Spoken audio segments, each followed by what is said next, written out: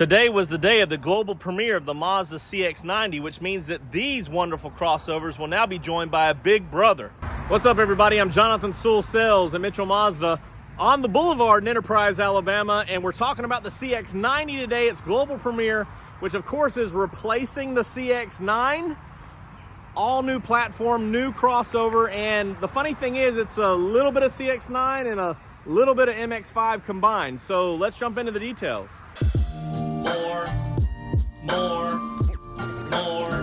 More car vids. More car vids. Mazda timed it right with today's global premiere happening at 10 Central, 8 Pacific, and everyone who was invited to the Malibu home yesterday, not me, had a little hands-on experience, and I've borrowed a few clips to take a look at the CX-90 and answer some of the questions that we have. But before we jump into that, there's really three main things that this new large platform is going to set itself apart from everything else. The first one is performance, the second one is design, and the third one is new tech. Get started first with performance. We know that this high output Inline 6, which will also be a mild hybrid, has the most or the highest horsepower and torque ratings of any mass-produced engine from Mazda, and that's 340 horsepower, 369 pound-feet of torque. How they accomplish this is a combination of engine, also an electric motor in between the engine and transmission, and the transmission, an all-new 8-speed transmission, will not have a torque converter. So the electric motor from the M Hybrid Boost will give it responsiveness, quick acceleration, and a smooth transition. And of course, 8 speeds for better fuel economy, better power. And Mazda will also be offering their first ever plug-in hybrid, which is using their 2.5 liter 4-cylinder Skyactiv G engine with some extra intake changes for more tuning and performance. And of course, an electric motor that will give us pure EV driving, or a combined engine and electric hybrid that will get us better performance. This one has 323 horsepower, 369 foot-pounds of torque.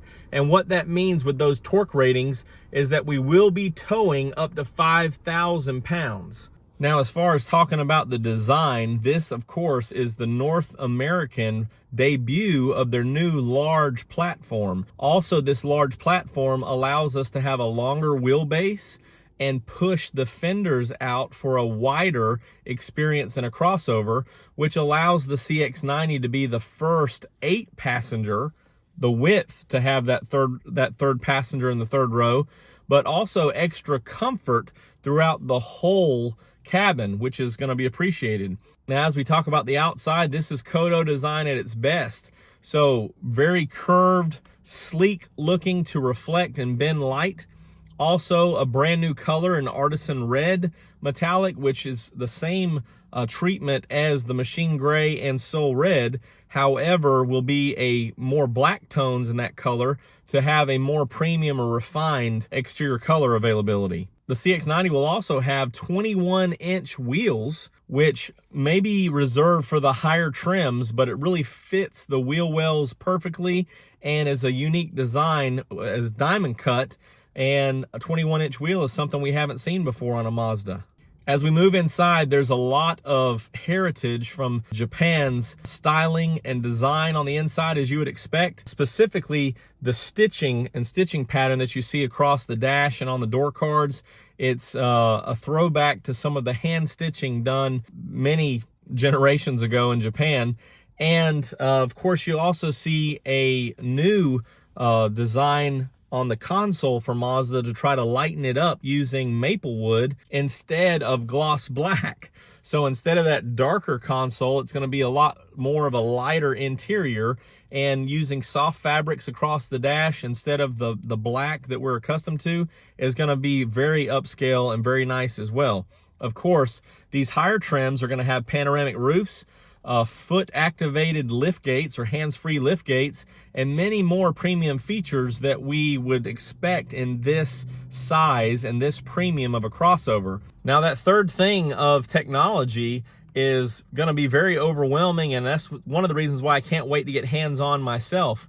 But we have a larger 12.3 inch center infotainment screen. Also, as you can see from this picture here, very upscaled instrument panel, as well as USB-C throughout, including for the third row passengers. So first row, second row, and third row will have USB-C from what I understand, as well as some other technological features. We have the latest iActive Sense technology for safety all the way throughout, and a couple of new features inside: a see-through camera, which uses the infotainment screen, as well as a digital rear view mirror, which would allow the rear camera to act as the mirror so that you can see better detail than what's limited to the visibility of the rear view in a typical mirror. Between performance, design, and technology, the CX-90 is going to be fantastic. Before we finish up on this car vid, we do need to talk about a few things that I've been really worried about with the CX-90, and it really has to do with interior amenities. So I just wanted to mention a few things that I've been keeping my eye out for. The first one is, we mentioned USB-Cs, multiple USB-Cs, so everybody can be charged. Also, we have rear air vents available for the third row, which is fantastic.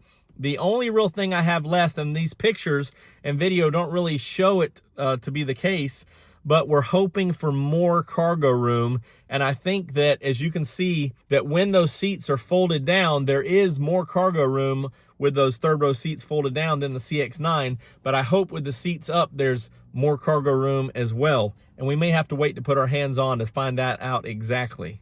A couple of things that we still won't know. We don't know the exact trims, and we can assume that the two that they were showing, or that we've seen most of the footage and photos about, the plug-in hybrid in the rhodium white and the Inline 6 in the artisan red, that those are the higher trims, so maybe a premium plus in both models.